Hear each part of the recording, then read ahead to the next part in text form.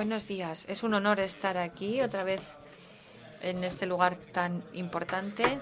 Estoy encantado de estar aquí y siento no haber podido asistir desde el principio. Pero bueno, creo que tendremos tiempo de hablar de todo lo que se ha dicho más adelante. He de decirles que mi presentación es bastante general y abstracta. Eh, porque, bueno, ven aquí que quiero hablar de 6 problemas no resueltos en la crítica artística. Pero me voy a dejar algunos porque no tenemos tanto tiempo. Pero sí me gustaría mencionar que en la versión final de esta presentación verán también imágenes y comunicación no verbal, cómo se puede criticar al arte de forma no verbal. Lo que pasa que hoy no me puedo dedicar a esto, simplemente que sepan que estará en la versión final. Llevo a cabo varios intentos sobre entender qué es el arte. En la mesa redonda sobre la crítica y el arte de 2003 también me ocupé de esto, pero yo tampoco puedo hablarles mucho de ello por la falta de tiempo. Sí me gustaría que se fijasen en esta muestra de Columbia de la crítica y el arte. Solo se refiere a los Estados Unidos, pero es realmente extenso. A pesar de que solo se dedica a esto, sí que queda claro cuánto dinero hacen, qué les gusta y no les gusta a los artistas. Desde luego es entretenido fijarse en ello. Crítica y arte. Esta es una obra en la que yo me dediqué a intentar entender a qué se refiere la crítica del arte. ¿Qué es? La tarde anterior, cuando me estaba preparando para esta presentación, me di cuenta de que en el primer día de la presentación se trató mucho la cuestión de la historia del arte. Yo todavía he de decir que me centro mucho en estas cuestiones sobre crítica mundial e historia del arte a nivel mundial. He de decirles que la crítica también es una parte muy importante de la teoría y de la historia del arte en sí misma. Pero bueno, comenzaré por el primer punto, los 6 problemas no resueltos en la crítica del arte. Es el primer libro que escribí y empecé pues por ahí, en un libro que ha sido por otra parte bastante polémico. Ven aquí una serie de fotos que no tienen que ver con lo que voy a decir. Pero ¿sabe qué pasa? Que si solo hablo se van a aburrir. Así que yo les quiero poner unas fotos para que si no les gusta lo que digo o les aburre se entretengan. Bueno, aquí tienen 6 tipos de problemas no resueltos. El primero, muy debatido. No hay un texto central para que la crítica sepa dónde empezar. No hay punto de partida ni definición de trabajo. Todo el mundo habla de la crítica de arte. Aquí, por ejemplo. Y, en fin, en otras organizaciones existentes. Pero también en los Estados Unidos. Quienes trabajan en los Estados Unidos nos odian a AICA y a NASET. ¿Por qué? Porque parecen ser escuelas de crítica y parece que se quieran erigir en las que ostentan, ¿no?, la crítica, la definición real. Pero bueno, conocen la DBAD, este término inglés. A ver, les voy a hablar de qué es esto. Hace 10 años el Instituto Getty intentó repensar el modo en que se habla del arte en el mundo y la crítica de arte se convirtió en una de las disciplinas. Hubo muchísima financiación al respecto por parte de Getty y ya ha desaparecido en el occidente, pero en China el año pasado alguien me dijo que existe una iniciativa gubernamental oficial para que las universidades chinas utilicen este concepto al que yo me refiero. Luego hay publicaciones en donde hay artículos sobre la crítica artística, pero de verdad no existe un punto central, una fuente central. Les voy a enseñar unas definiciones de crítica de arte muy comunes para que todo el mundo se dé cuenta de que no sabemos a qué se refiere. De Wikipedia. Saben que cuando Internet utilizaba con estas definiciones, váyanse a archive.org y ahí verán lo que en octubre de 2005 se decía sobre la crítica, la definición de 2005. La tienen ahí. Esto es de Wikipedia, de 2005, ¿eh? La crítica de arte es el estudio y la evaluación del arte. Esta crítica se refiere a la estética y la filosofía, aunque hay otras técnicas. Es una frase algo graciosa, porque, a ver, la estética es la filosofía de la belleza. La filosofía de la belleza es la estética. Entonces, no se sabe muy bien a qué se refiere. Se trata de contar con una base racional para apreciar el arte y evitar opiniones subjetivas de gusto. Pero no siempre se consigue. Pues sí, puede decirse que es cierto. Así que, bueno, como saben, Wikipedia evoluciona, siempre lo hace. En 2007, octubre de 2007, la crítica es el debate crítico o la evaluación del arte visual. La crítica se refiere a la estética y uno de sus objetivos es contar con una base racional de apreciación. Y luego viene donde la matan, como se dice. Aquí, la crítica del arte se refiere a un estudio sistemático del arte proveniente de académicos y personas dedicadas a la teoría del arte. Esto lo escribiría algún doctorando en alguna universidad de historia. Lo ven en la definición, es muy académico. Esto no lo puede haber escrito un crítico de arte. Esta definición, imposible. Vamos a pasar a 2010. Comenzamos del mismo modo, como antes. La mayor división del arte, o la más normal, es la de crítica y la de evaluación. Es una forma de historia y de crítica contemporánea. Se trata de dividir. Se trata de dividir a los historiadores de los críticos para que no hablen entre sí. Yo no sé de dónde habrá venido esto. Y luego hay un pasaje. A pesar de las percepciones de que la crítica de arte es una actividad de bajo riesgo, que el propio arte en sí mismo es siempre posible encontrar problemas que son responsables de reacciones drásticas. A mí esto de reacciones drásticas me encanta.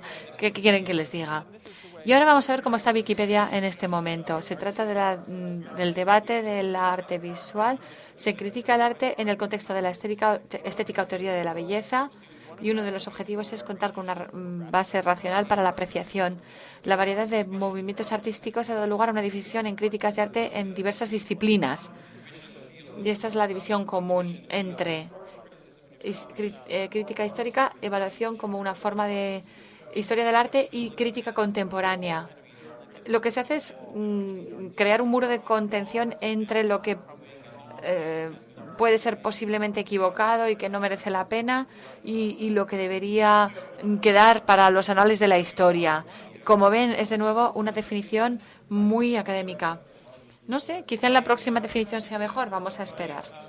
Otra definición de crítica de arte. Esta proviene del diccionario de arte, el diccionario de Grove, quizá lo conozcan por este nombre. Esto está en línea, pero también tiene una edición de 36 volúmenes. Lo escribieron 7.600 historiadores del arte, nada menos. Así que la entrada sobre crítica del arte, esto es lo que verán. Capítulo sobre crítica del arte en este diccionario del que les estoy hablando. Y les voy a decir algo al respecto. Cuando yo estaba escribiendo esto, en el primer borrador me dije, en algunas teorías la crítica y la historia, mejor dicho, se refiere a la evaluación. Es decir, cómo juzga la historia el arte en sí mismo. Eso también se refiere a la historia. Y si se cree en ello, que la historia solo se refiere al juicio, esos 36 volúmenes son crítica del arte. Así que yo les envié este borrador y esta frase la borraron, la quitaron porque 7.600 historiadores de arte habían intervenido y ninguno de ellos quería ser crítico de arte.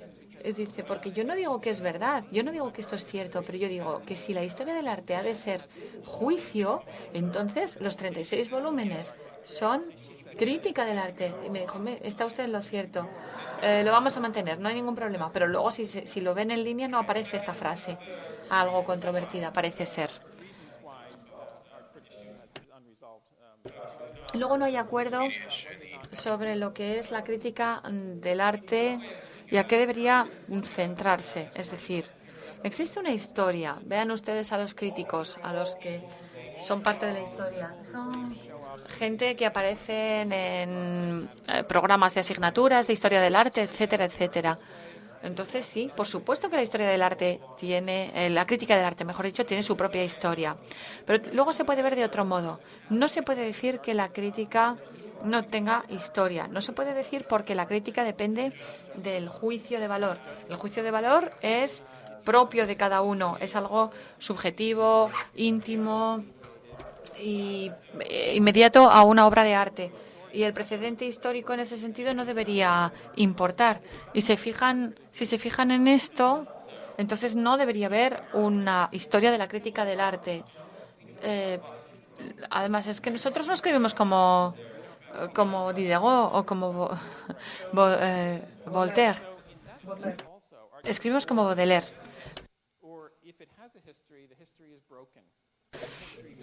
Y esto es algo que continúa hasta el presente.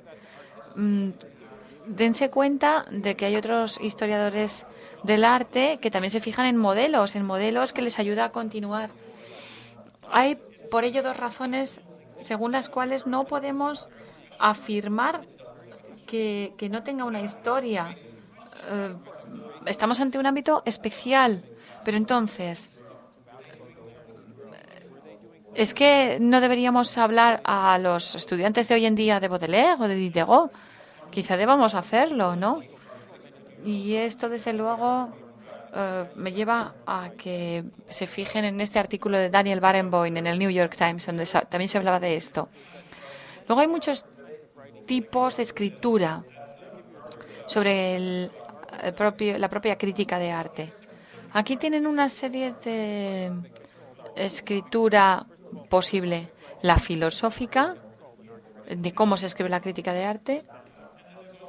Y luego también tienen la que se lleva a cabo en publicaciones académicas. Es decir, a esto también se podría considerar teoría. Y luego tienen ustedes las publicaciones periodísticas, que también son crítica de arte. Los catálogos de exposiciones. Algunos piensan que también esto es crítica, pero a mí me parece algo controvertido. Ya volveré sobre esto. Incluso los folletos de galerías, pues bueno, también se pueden llamar crítica de arte. Lo que ven ustedes es que esta lista está hecha de diversas posibilidades. Es una miscelánea, en realidad. Así que no queda claro, finalmente, qué es crítica, porque fíjense que el arte visual no está. Porque el propio videoarte puede ser una crítica del arte en sí misma. Bueno, Baudelaire, que siempre está tan contento en las fotos y en los cuadros, mejor dicho. En fin, ¿cuál es el motivo de la crítica y qué se espera obtener? Unos hablan de qué es lo que se hace. Jans Pins dice la crítica se refiere a, bueno, a conseguir sonrisas. Luego tienen esta historia del arte. Hay un crítico de arte norteamericano que cree que los críticos de arte son los que se ponen en la vanguardia del movimiento antes de que ningún historiador del arte lo hace. Entonces son quienes primero se encuentran con la obra. Es decir, digamos que no están en la retaguardia, están por delante de las trincheras. Y desde un punto de vista histórico se puede decir que la definición más común de la crítica sería la de evaluar lo que es bueno y malo. Luego también se trata de dar noticias. En la publicación de la Universidad de Columbia se dice que cuando se les pregunta a los críticos, ellos mismos piensan que simplemente informan, no quieren juzgar, no quieren evaluar, quieren informar simplemente. La diferencia entre el 2 y el 3 es enorme, porque si se cree en el segundo, entonces lo único que tienen que hacer es juzgar. Pero si se cree en el 3, lo único que tienen que hacer es dejar que los demás vean por sí mismos, sin darles un juicio de valor. Y luego también se trata de educar a la opinión pública. Seguro que habrán escuchado mucho sobre las motivaciones sociopolíticas del arte y seguiremos escuchándolo hoy. Y luego muchísimos críticos, y esto es sorprendente en este muestreo del que les hablaba antes, es que piensan que se dedican a entretener. Y esto es deprimente, pero es lo que decían ellos mismos, que se dedican a entretener. El quinto de estos temas es que la crítica de arte no cuenta con un lugar seguro en la educación. Ahora les voy a enseñar a qué me refiero.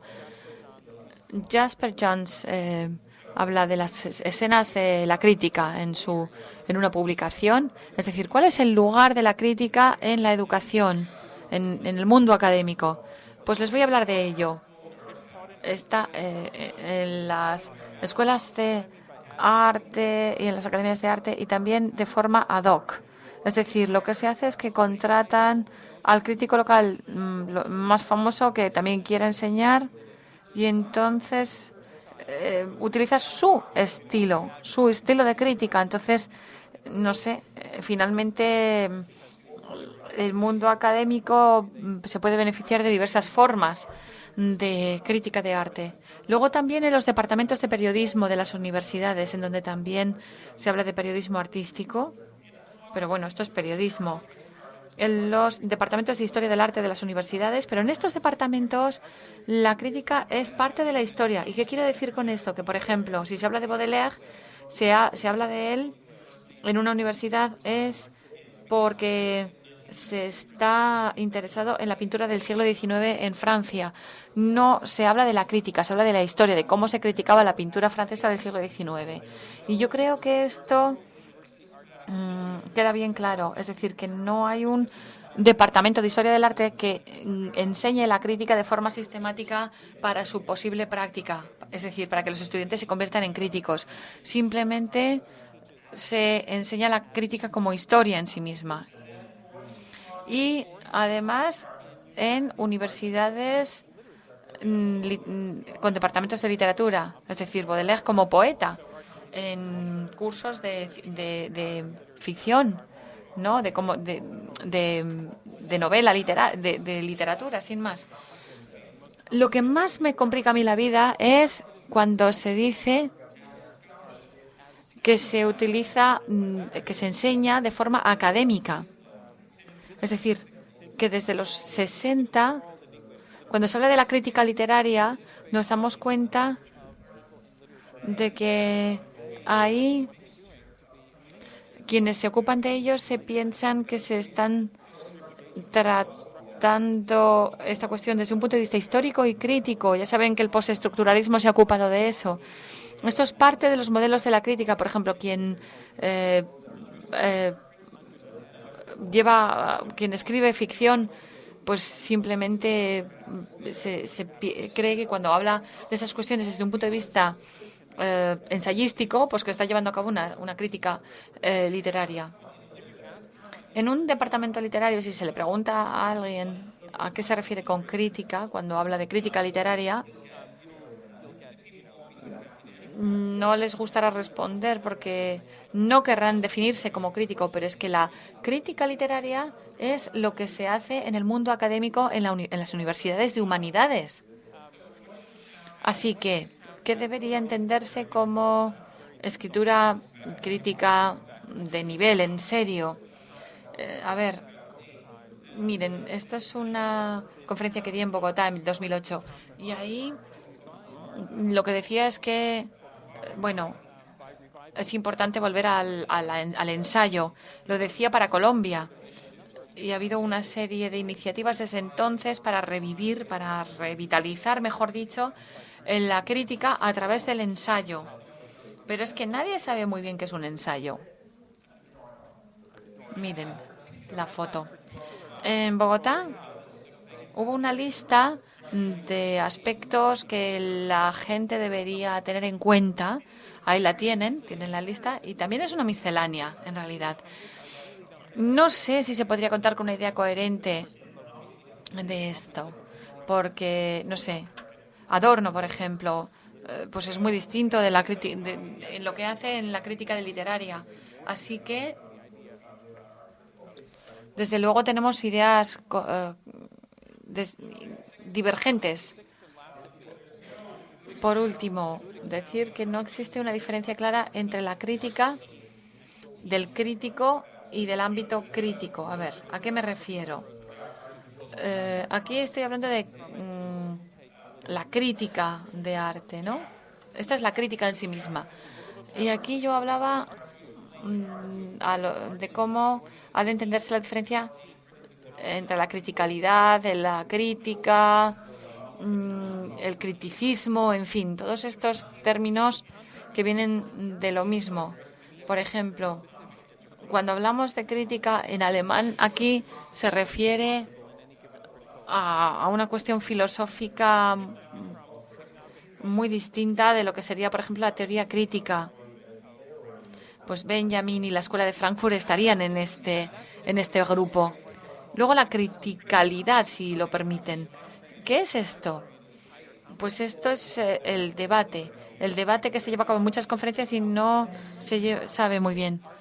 Se refiere a algo que se intenta oponer a la construcción del poder. No se encuentra muy fácilmente, pero digamos que como es un objetivo cambiante, nos puede ayudar para así definir la crítica, ¿no? Lo que sería el criticismo. Y luego lo que en inglés se conoce como critics. ¿Qué es esto? Pues, a ver, no tienen una bibliografía en sí misma. Utilizan fuentes de otros ámbitos. Para definir todos estos términos, hemos de pensar en que la crítica y el criticismo se refieren a la reflexión. Russell Krauss no quiere compartir este término porque piensa que se trata de un término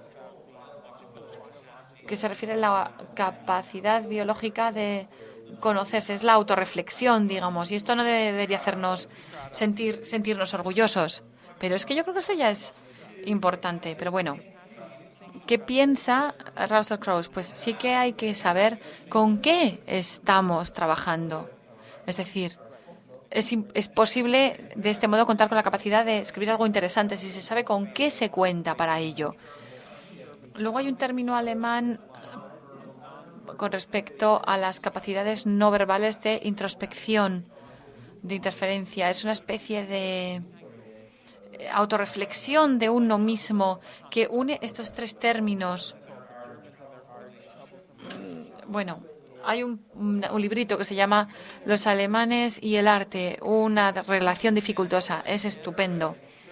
Luego también en la muestra se preguntaba, ¿qué saben los artistas que no sabe la gente común? Se habla de la intuición. Esto también es parte de la crítica de arte. Ahora les voy a dar un ejemplo de esto. Por ejemplo, todos estos términos a los que me estaba refiriendo los podríamos tratar, pero bueno, en Nueva York en 2010 se realizó un encuentro sobre lo que es la crítica. La conferencia tenía 2 sesiones de un solo día, quiero decir, por la mañana y por la tarde. Por la mañana se habló de la crítica de arte, que es lo que tienen que hacer los estudiantes de arte, y por la tarde, bueno, y yo estaba en un panel con un pintor y un escultor. Y luego hubo una pausa para el almuerzo y después hubo una serie de expertos de Adorno, bueno, gente importantísima, expertísimos de Adorno. Y hablaban de teoría crítica, Escuela de Frankfurt y teoría crítica. La idea era que la crítica de arte muchas veces son como una especie de crítica de bajo nivel inconsciente de la Escuela de Frankfurt. Y si los estudiantes supieran algo mejor a qué se estaban refiriendo, sabrían que simplemente estaban imitando a Adorno. Pero estas conferencias no se conectaron porque los académicos de Adorno no querían escuchar lo que tenían que decir los estudiantes. Así que realmente no hubo una conexión entre la teoría crítica y la teoría de arte. Así que esta es una manera muy clara de que los ámbitos académicos se ocupan de la crítica, sean diplomados, licenciados, doctorados, da lo mismo. Existe un enorme desfase entre unas comunidades académicas y otras. Ahí ven una foto de Taiwán, de la crítica de arte en Taiwán. Esto es una obra que se refiere a la cuestión a la que me estoy refiriendo. Y ahí incluye una lista de obras y modos en que se critica, digamos, de forma negativa el arte. El trabajo es... cuando se le dice a un artista que su trabajo es poco importante, etcétera, etcétera. Se refiere a evaluaciones negativas del arte. Kitsch, lo que no está todavía cerca del kitsch. ¿Está usted casi llegando al kitsch? No es lo suficientemente kitsch, eso también está, ¿eh? O sea, si no es lo suficientemente hortera algo, también se tiene en cuenta. Y luego piensen en cómo fracasar. Pero bueno, me encanta lo de falso psicótico o algo así. Es un fake o psychotic en inglés. Es una cosa realmente excelente. Por ejemplo, yo creo que podríamos hablar de un agujero negro que sería el modo en que se enseña la crítica de arte en el ámbito académico. Así que no pensemos en la falta de sistemática. El problema es que existe una desconexión de las diversas eh, fuentes en las que nos podemos mirar. El problema en realidad reside en que no nos miramos los unos a los otros. Tengo aquí una lista. Nadie sabe cómo definir la crítica. Practicado a nivel global, pero muy poco leído. Nadie se lee los folletos, ni los catálogos, ni nada por el estilo. 8.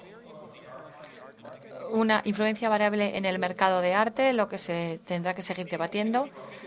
Hay quien piensa que está acabado, que estamos en crisis, que tenemos problemas. Nadie sabe muy bien a qué se refiere la crítica. Nunca se sabe si cuando vemos una crítica estamos ante una crítica. La crítica a veces ni critica, simplemente informa. Número 4. Nadie sabe lo que la historia de la crítica del arte puede representar. Nadie sabe cómo enseñarlo. Número 2. Está en todas partes. Y antes de hablarles del número 1, les voy a decir algo. Peter Plagens, al que me refería, argumentaba conmigo sobre lo que yo escribía y le dije, mire, yo debería parar porque soy otro ejemplo de un académico desde mi palestra diciendo al resto de los críticos qué hacer. Y muchas veces hemos arruinado la crítica música y la crítica teoría. Y decía, no ponga sus manazas sobre nosotros porque no somos los únicos que todavía tenemos libertad y hacemos lo que nos da la gana. Las universidades no han arruinado nuestra profesión. Me dice, ¿qué hace usted? Le pregunté yo. Dice, nada, escribimos salvajemente. Esto es escritura salvaje, pero ¿qué es la escritura salvaje? Le pregunté yo a este señor.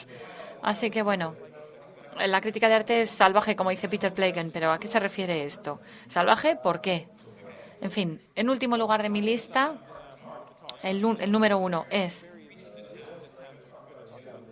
los diversos intentos de saber lo que es la crítica de arte. En primer lugar, la mesa redonda de octubre es la parodia de octubre. La tienen ustedes en línea si quieren. Es desde luego divertida, ¿eh? Se la recomiendo. Y la mesa redonda de octubre en la crítica se publicó hace 11 años. Ya, madre mía. Ya había una serie de gentes dentro de este círculo de la mesa redonda. Y quería decirles unas cuantas cosas al respecto. Y voy a comenzar con la teoría de la crítica de Russell Krauss, porque desde luego esto está tras la mesa redonda de octubre. En 1985 ella intentó reorientar toda la crítica del arte y para ello pensó en algo muy radical, una idea que lo sigue siendo hoy en día. No es que yo quiera fomentar su obra, pero es que es una idea realmente interesante que todavía podría dar muchos frutos. Esa sería su idea. La crítica debería exponer aquellas opciones que se prevén y se predeterminan y predeterminan cualquier juicio sobre el arte. ¿Esto qué quiere decir? La crítica del arte,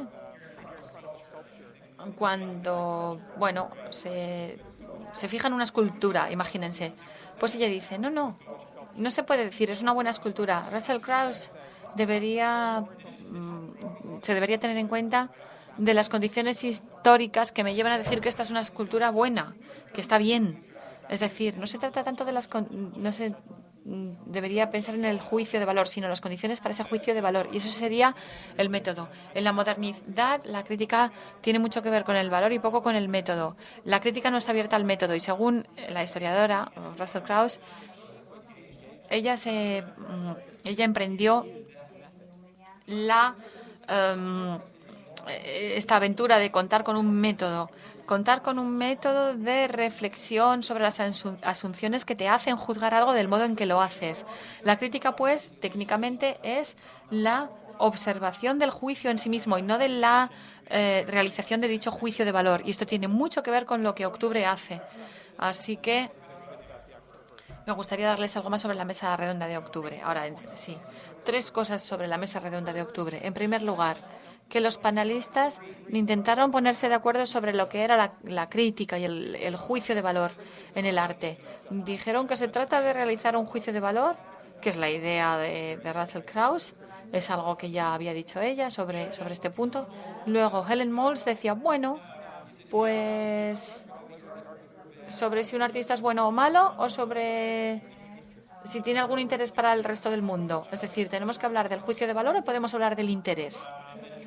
Y George Baker dice, como historiador del arte o crítico no juzga, le interesa que se coloquen los silencios, se articulen las represiones y que se cuenten con espacios para la evolución del arte técnico.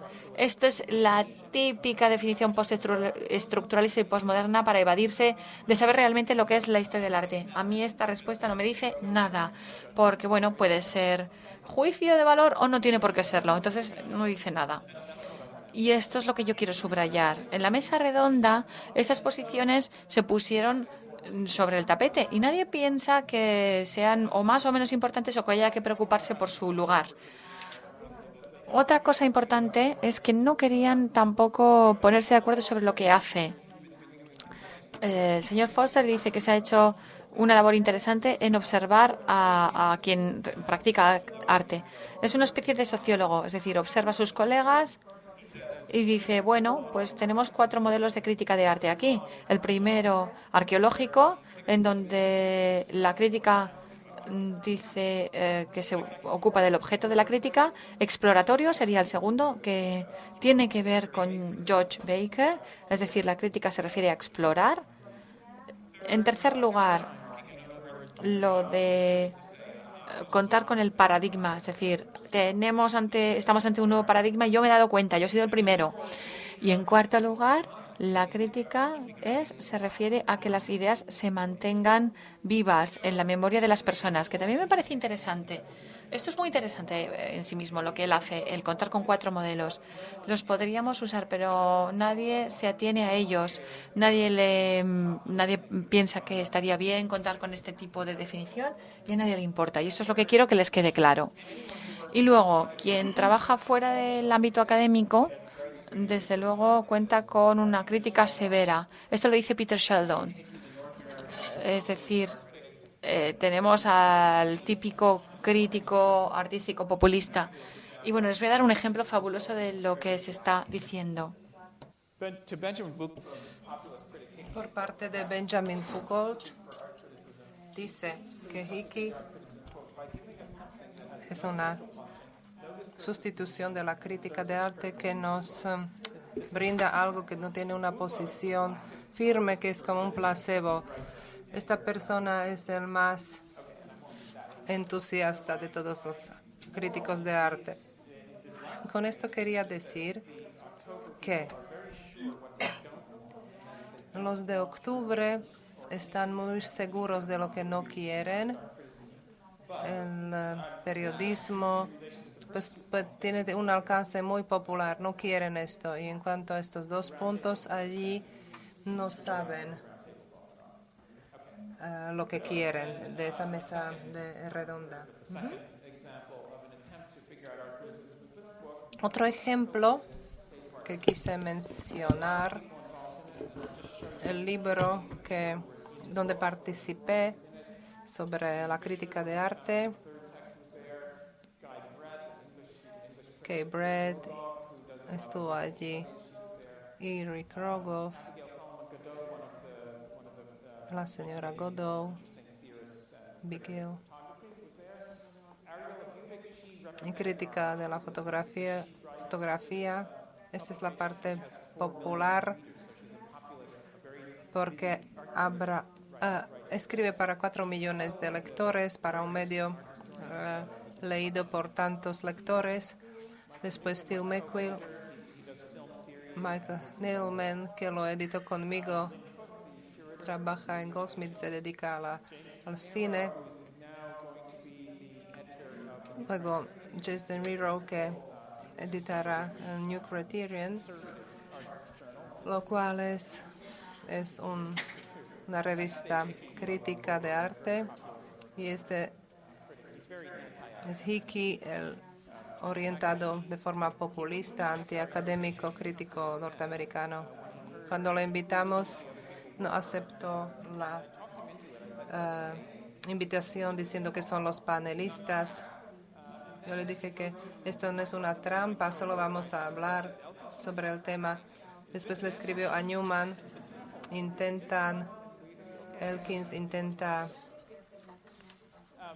tenderme una trampa, hacerme una zancadilla, pues otros 50 más, no sé si conocen, de origen húngaro, un sociólogo, y etcétera, etcétera. ¿Por qué les muestro esto? Es simplemente una obra muy grande y, según mi opinión, tiene un gran significado que un libro así no haya llegado a ninguna conclusiones en cuanto a la crítica de arte. ¿Qué es lo que es la crítica de arte? Les puedo facilitar las respuestas que aparecieron.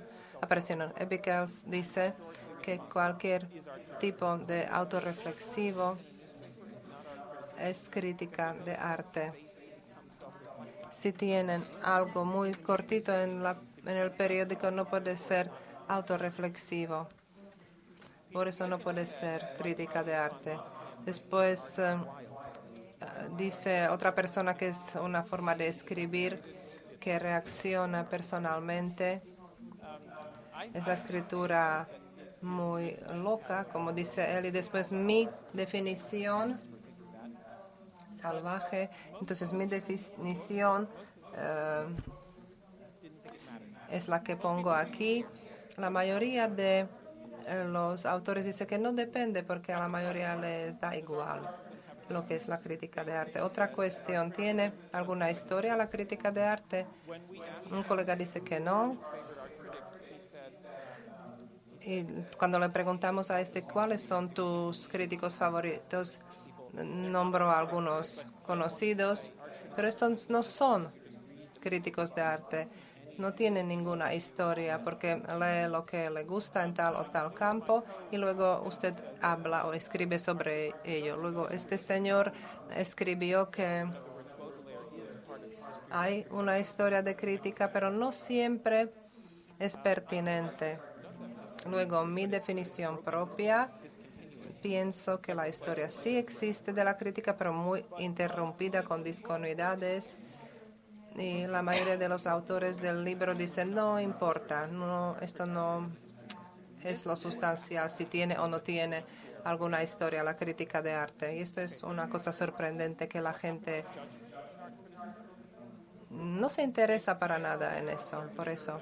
Y en cuanto a la evaluación dentro de la crítica de arte, James Bernero piensa que esa evaluación desapareció. Me gusta la evaluación antes de la Segunda Guerra Mundial, luego la cuestión de géneros, política.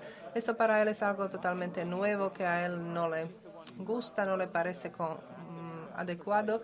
Después otra persona dice que es un lujo para los críticos de arte. Esta dice que la crítica trabaja con esta evaluación, pero no siempre tiene tiempo. Entonces, por eso dice lujo. Entonces, la señora Krauss dice que se trata del método, de evaluación hacia el método. Y luego Kreuz dice que ya no es evaluación positiva o negativa, más o menos. Es más o cero. O sea, estás o no estás.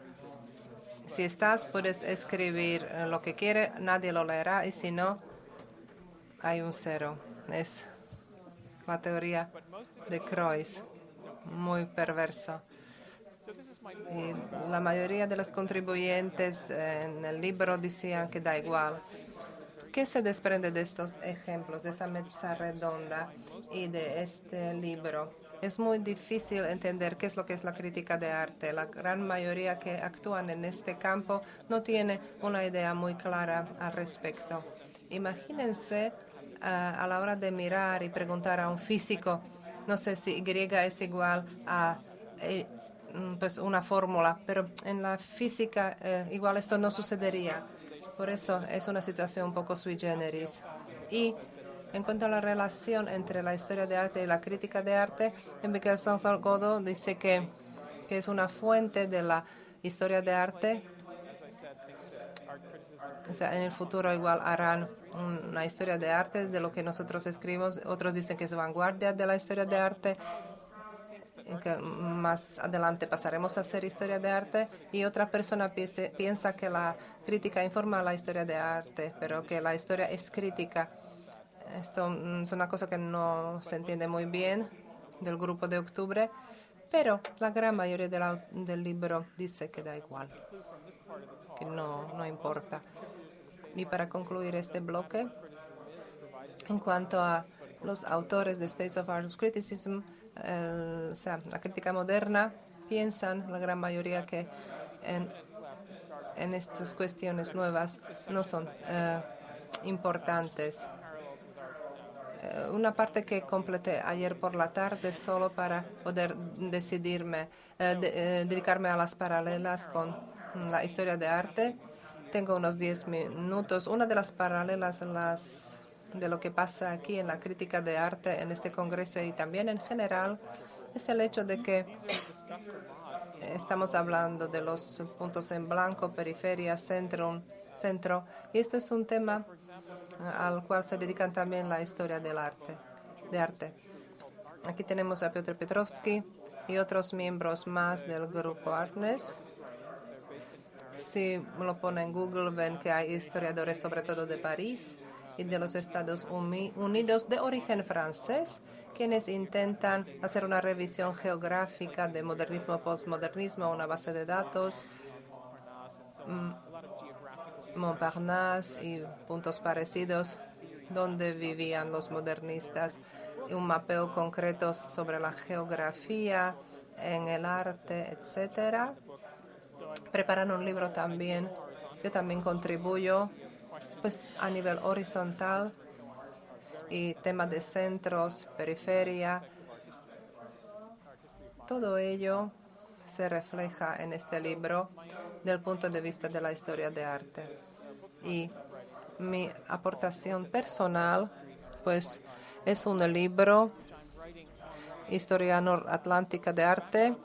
Esto es una cosa online. Aquí hay un nombre de trabajo solamente por ahora.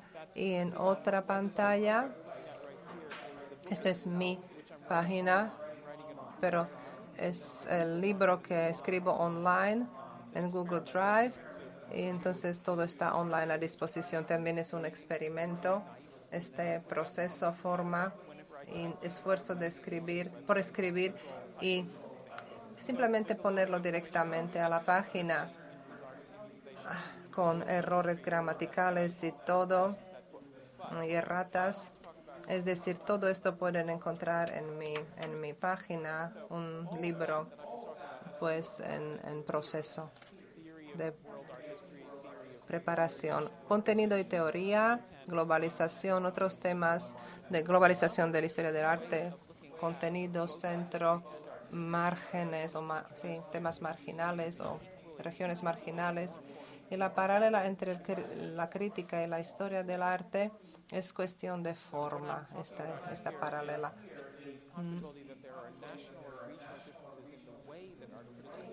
El hecho de que haya diferencias regionales en el estilo, en la forma y en narrativa, no es que se dice, sino cómo. Ahí hay diferencias. Porque en la historia del arte, cada vez es más importante cuando estudiamos la historia del arte a nivel global. es importante percibir la diferencia entre estos temas. Y a la hora de buscar diferencias entre en los estilos de los autores, de la crítica de arte, historia del arte, ahí nos encontramos, nos topamos con ciertas desviaciones que luego podemos considerar provinciales, aplazadas o tardías o nuevas, no adecuadas. Y esto pasa tanto en la crítica como en la historia de arte. Cuando, por ejemplo, de Pekín recibo algún ensayo, muchas veces percibo la necesidad de corregir algunos temas. Necesita más teoría, más fuentes, más información en la crítica. Y este es un problema que aparece. Es un esfuerzo de no percibir lo que no le es conocido como algo que requiere simplemente una mejora. Son cientos ejemplos, no todos los 6, pero al resto les voy a mostrar. Hace falta distinguir y discernir entre lo global y las prácticas internacionales. Por ejemplo, Piotrowski, que trabajó a nivel público internacional, hay diferencias entre estos y los que realmente escriben para su consumo local en su país y región. Este es Matthew Rampling,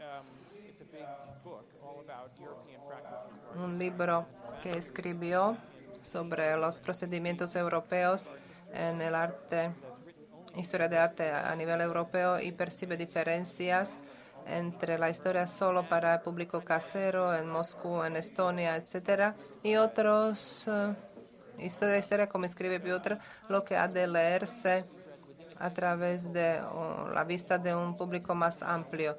Es decir, si es para los propios, la mayoría de historia de arte como norma surge para un público casero, local. Y esto es válido también para crítica de arte. En las exposiciones ven que la mayoría de la crítica es para necesidades nacionales, locales. Un poco tiene carácter internacional. Estos son ejemplos del libro.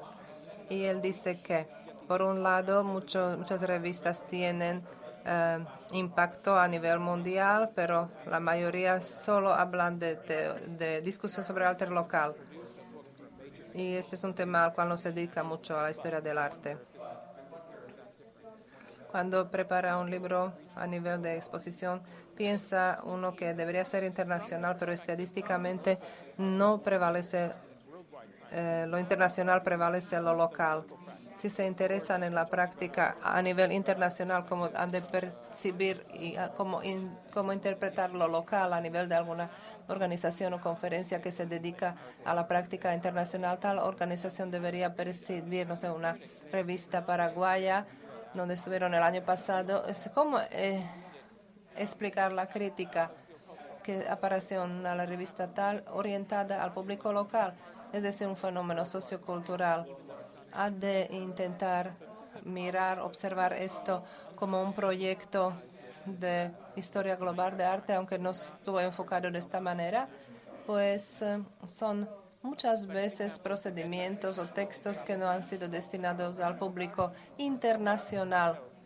Y ahora algunos temas de viaje.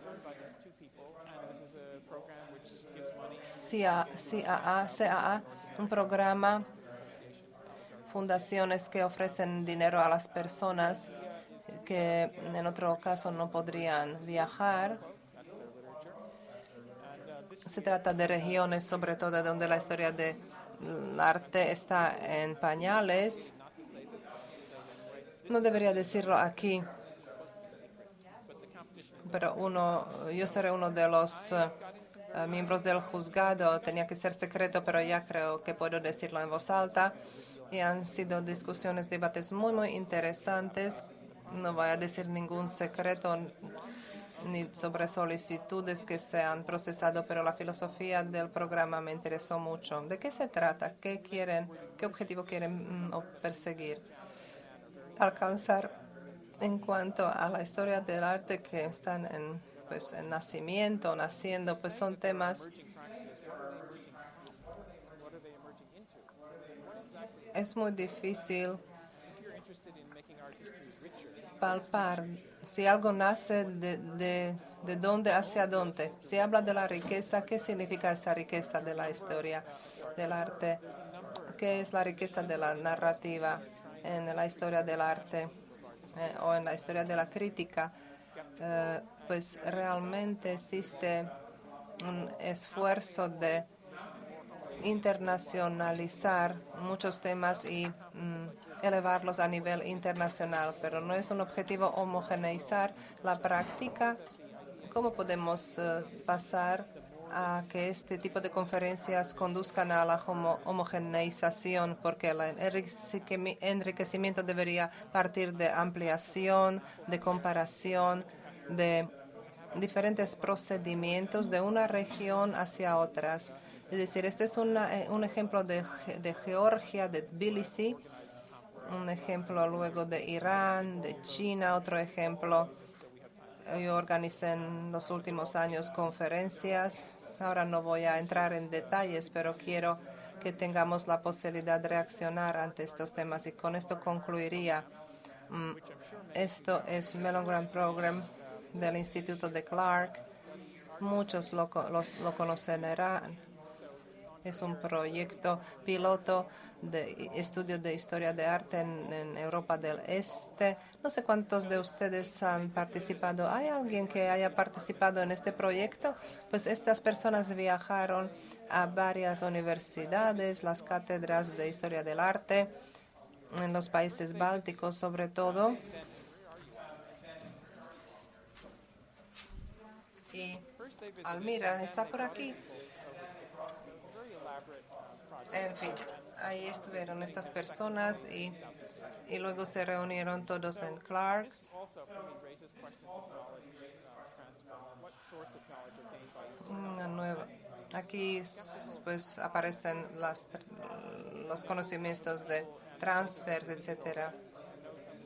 Yo soy un poco escéptico en cuanto a esto. Yo sé que conozco a las personas que ya se han involucrado en Asia también. Conozco personas, pero no sé realmente cómo transcurre, porque ellos se suelen reunir con los que tienden a cierta presentación internacional, pero muchas veces no hablan con los que no tienen esta tendencia, que no quieren presentarse así. Y cuando preguntan por qué no quieren presentarse, es que no saben cuál es el objetivo final. El que se ocupa de eso, en cuanto a los objetivos finales, pues objetivos finales no están del todo claros. Primero ha sido la recopilación de informaciones sobre periferia, transposición al centro, luego pasó a ser una conversación, pero en cuanto al resultado final, ese depende de conceptos como riqueza, articulación de los discursos, y eso no me persuade del todo.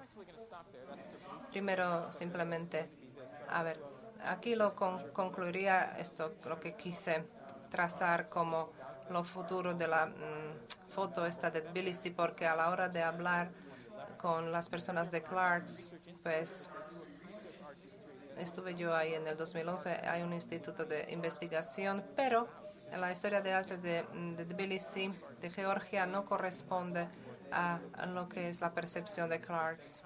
No obstante, he tenido la sensación de que las conversaciones sería difícil de arrancarlas, por eso existe cierta práctica de la historia de arte que es muy regional, y yo creo que esto deberíamos estudiarlo, respetarlo, pero no sé si es necesario internacionalizarlo.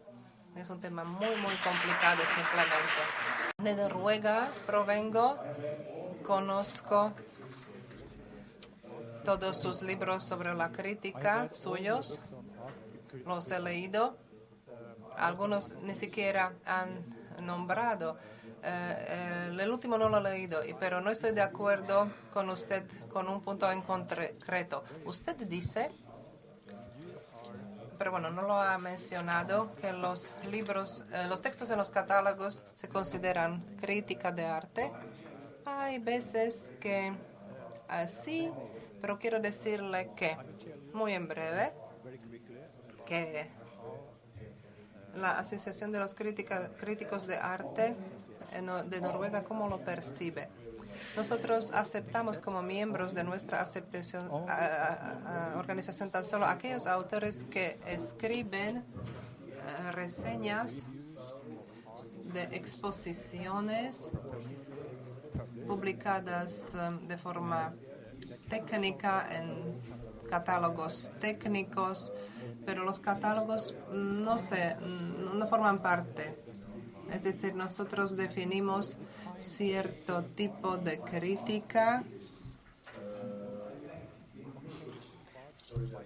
que se une o es que cumple con esta definición. Y lo que yo he hecho en falta en su presentación, que ha sido muy interesante, dicho sea de paso, espectacular, pero lo que he hecho en falta es que usted no menciona la palabra exposición artística.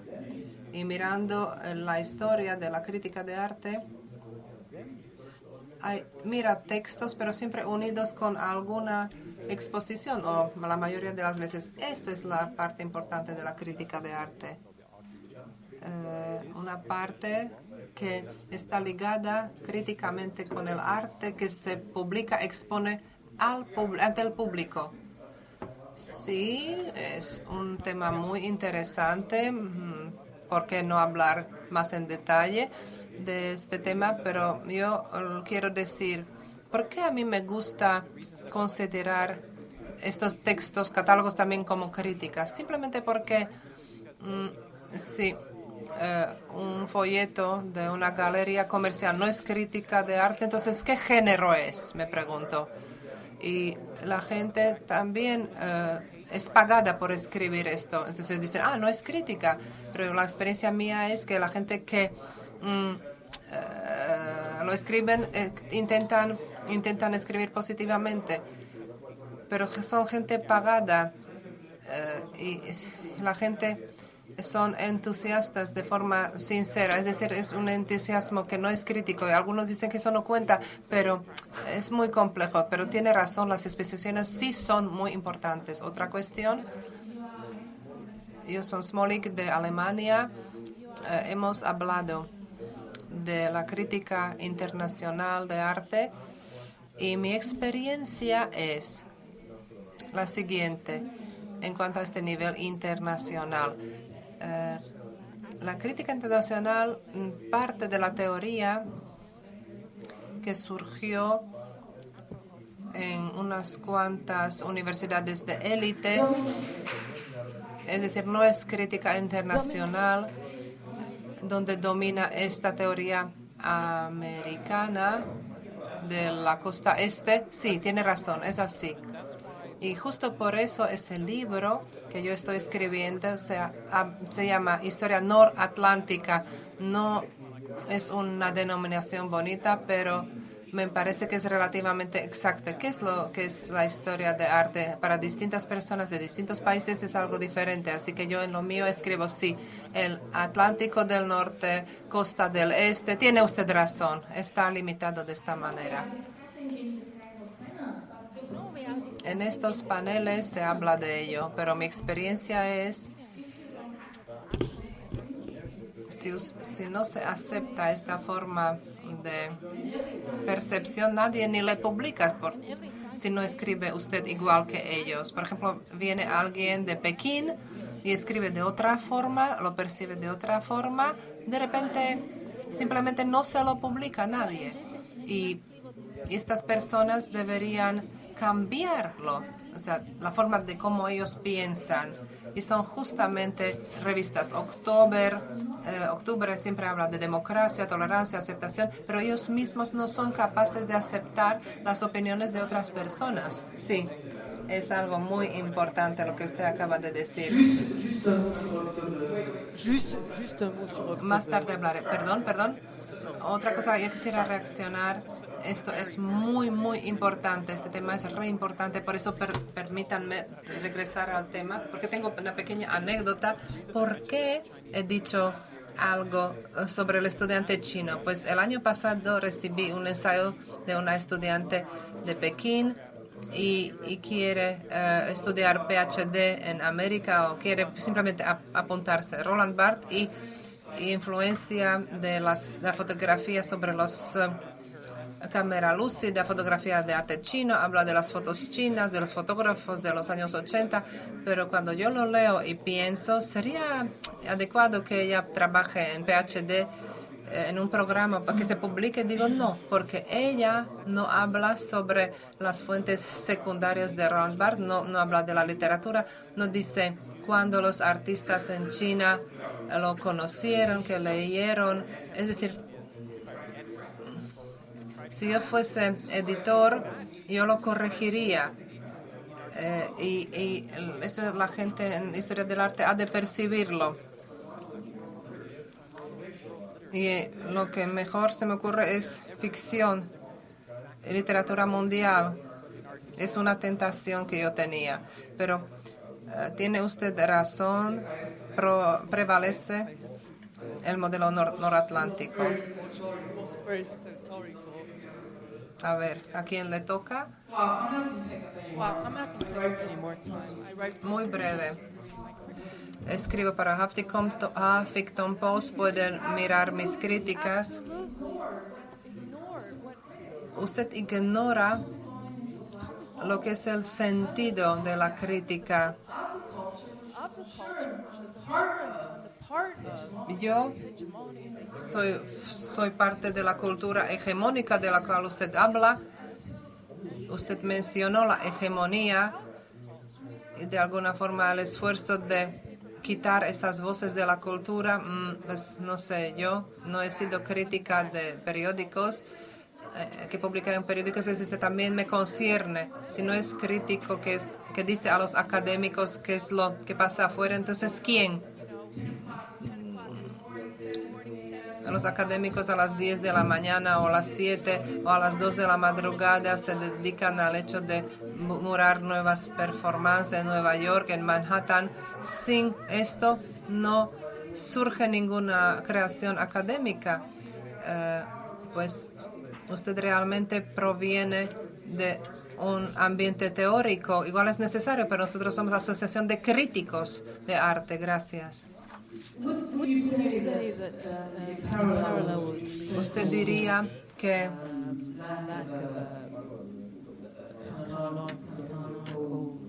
la insuficiencia de estructuras canónicas en la crítica del arte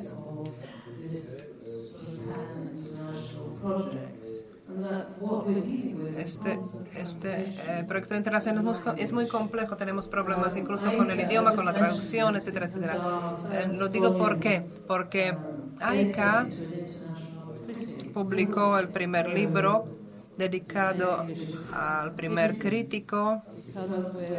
Y esto sí que va a ser conflictivo, problemático, según mi opinión, porque allí publicamos a un artista paraguayo y yo estuve involucrada en la traducción de dicho documento con mis colegas y pienso que esto va a ser un test muy interesante, una prueba interesantísima de cómo la crítica del arte funciona y si este libro será recibido positivamente, hablando de América Latina, de la poesía, historia, filosofía, etcétera. Vamos a veremos, o sea, un texto súper interesante que se ha preparado, muy interesante, y en cuanto a la actitud crítica y artística, si ustedes tienen la posibilidad de leerlo, pues léanlo. Sí, conozco al artista que usted menciona, es un buen tipo y espero que esto se imponga ante el público porque muchas personas, los críticos se esfuerzan mucho, pero a veces de los textos solo salen seminarios relacionados con la cultura en Paraguay. Así que vamos a ver cómo va a terminar esto. Pero igual sería bueno hacer algo opuesto. Es decir, la Fundación Terra, que apoya el arte americano en otras partes del mundo, quieren traducir la historia de arte americano al chino y hablé con ellos y les he dicho, primero traduzcan los libros chinos al inglés para qué hace esta gente allí y tan solo luego averiguarán qué es lo que ellos necesitan, si los chinos lo necesitan, sí o no. Sí, como conservador y escritor, he de decirle que su documento, su presentación, ha sido, desde luego, algo que ha ido por todas partes, ¿no? Ha intentado cubrirlo todo. Muchos de los artículos que veo me dicen, es que me gustaría estar en casa escribiendo y no teniendo que salir a ver todo lo que está ocurriendo. Piensen que cualquiera puede ser un crítico. Cualquiera puede ir a una exposición y escribir una crítica. Entonces, hay que pensar que sí, todo esto es muy interesante, puede inspirarnos, puede tener su influencia. Entonces, ¿dónde estamos nosotros? Estamos ante una cuestión totalmente filosófica. Usted como investigador y como escritor, pues pone las cosas por escrito, publica libros. Esto de la escritura salvaje es realmente interesante. Yo lo he hecho para algunos editoriales y cada editor tiene una idea de lo que debería ser eso. Y ya sabe que quien enseña y quiere imponer su forma de escribir no es realmente un buen profesor. Pero bueno, a mí se me ha dicho muchas veces que no estaba más que informando, que estaba siendo demasiado subjetivo, que, en fin, se me ha criticado por todas partes cuando he ejercido la crítica. Así que, a mí, no sé, cuando usted hablaba de esta escritura salvaje, Hunter Thompson es su nombre, ¿no? Él decía que, bueno, en una obra llamada Cancer, pues hablaba de una serie de observaciones, de una serie de posibles observaciones al respecto de este modo de escribir, en donde todo puede ocurrir y desde luego es posible. Respuesta. Peter Plagens me gusta mucho porque es que hace todo lo que quiere, cambia de registro sin problema. Me parece estupenda su obra. Pero bueno, es decir que hay mucho que debatir y sobre todo porque estoy representando la Torre de Marfil. Así que nada, vayámonos a la pausa del café. Gracias.